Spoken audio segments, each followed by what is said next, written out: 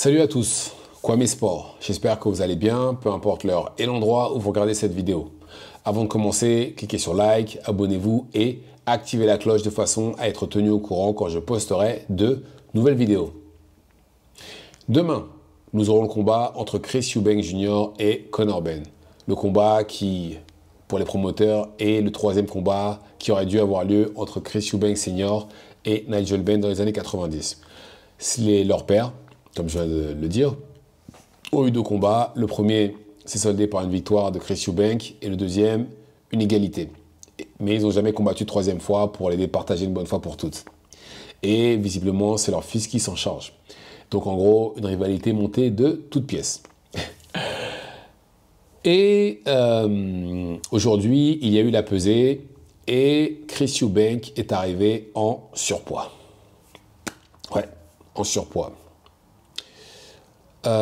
C'est pas vraiment étonnant puisqu'à la base il combattait en super middleweight, puis il est descendu et là je pense qu'à l'âge qu'il a, etc., ça doit être difficile pour lui de se maintenir en dessous de la limite en dessous de la limite en middleweight, et c'est pour ça que voilà, je pense que victoire ou défaite, il va monter de catégorie pour son prochain combat, c'est sûr et certain. Par contre, de l'autre côté, Conor Benn, lui, s'est maintenu bien en dessous de la limite. Il est un peu au-dessus de super welter. Mais je pense qu'en réalité, Conor Benn a stratégiquement fait cela pour pouvoir garder sa vitesse, pour pouvoir se déplacer, etc. Et garder son cardio aussi. Je pense que c'est pour toutes ces choses-là qu'il a fait ça.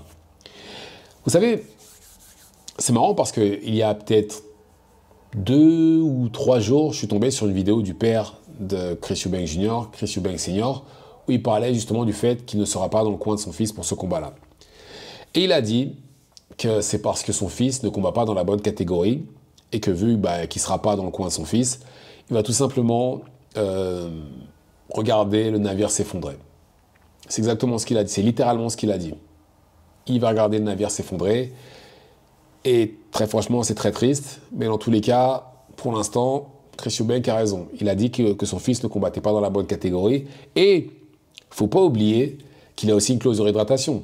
Ça veut dire que là, il ne peut pas se réhydrater autant qu'il ne voudrait pour le combat. Mais n'empêche, il a accepté plein de choses. Il a accepté un petit ring, il a accepté ça. Ça fait beaucoup, hein. Le chèque, il devait vraiment être conséquent pour qu'il accepte absolument tout comme ça, Chris Eubank. Parce que là, on dirait les handicaps, ils sont que de son côté. Même si il a l'avantage de la taille et il a l'avantage aussi de l'expérience. Pas du poids maintenant, non, puisque c'est plus facile de monter que de descendre pour un combattant. Et ouais, là, tout est avantage, j'ai envie de dire, de Conor Benn. Et on m'a posé la question par rapport à ce combat-là, à savoir qui serait le vainqueur. Et j'avais dit Chris Eubank parce que je n'étais pas au courant de la clause de réhydratation quand j'ai dit ça. Et je ne pensais pas non plus qu'il raterait la pesée, Chris Eubank. Mais là, tout est en train de pointer du doigt Conor Benn. Conor Benn comme le vainqueur de ce combat-là. Parce que là, comme j'ai dit, clause de réhydratation, le fait qu'il ne soit pas arrivé au poids, etc. Donc, tout ça fait que ça pourrait jouer en la faveur de Conor Benn. Mais maintenant, est-ce que Conor Benn pourra combattre avec un rythme super soutenu comme il le fait en temps normal contre Chris Eubank?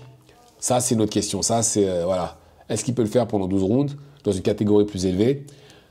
Ça pourrait être compliqué. Ça pourrait être très, très compliqué. Mais dans tous les cas, voilà, c'est Chris Eubank, dans tous les cas, il va falloir qu'il change de catégorie, qu'il gagne ou qu'il perde. Ouais, là, il n'a pas le choix, là. Parce que là, c'est évident que middleweight, c'est plus pour lui. C'est plus pour lui et ça fait un moment déjà. D'ailleurs, son père l'avait déjà dit auparavant.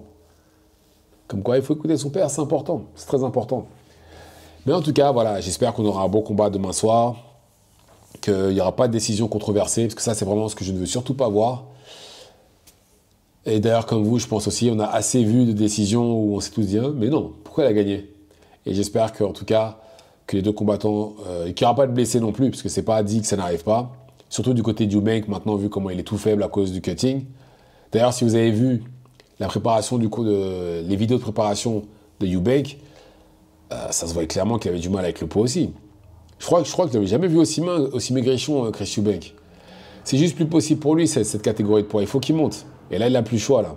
Et je pense que là, Je pense que le fait d'avoir raté la pesée et d'avoir eu à payer une amende, je pense que ça va être la chose qui va le réveiller, qui va faire en sorte qu'il aille dans une catégorie, enfin, de la catégorie adéquate pour lui, qui est la catégorie des super middleweight. Sachant qu'en plus, s'il gagne ce combat, il y a de grandes chances qu'il soit amené à affronter Canelo en 2026. Parce que les Saoudiens ont dit que Canelo allait affronter, alors là, il affronte William Skull dans une semaine. Ensuite, au mois de septembre, si tout se passe bien avec William Skull, ce sera Crawford. Ensuite, au mois de février, ça devrait être Bivol. Et enfin, son dernier combat avec les Saoudiens, ça devrait être soit Hamza Shiraz, qui lui va affronter Berlanga, ou soit Chris Eubank. Donc c'est dans son intérêt de monter de catégorie, de déjà s'acclimater et de faire en sorte d'être bien pour le moment où les Saoudiens vont lui donner le coup de fil magique, le coup de fil qui va changer sa vie. Donc voilà. Mais en tout cas, c'est dommage, c'est dommage. Mais on verra demain. Demain, on sera fixé. On saura qui aura eu le plus de mal avec le poids. On aura une réponse à toutes nos questions demain soir. En tout cas, je serai en live. J'espère que vous serez là aussi. Dites-moi ce que vous en pensez dans les commentaires. Activez la cloche de façon à être tenu au courant quand je posterai de nouvelles vidéos. Et c'est tout pour moi. Ciao, ciao.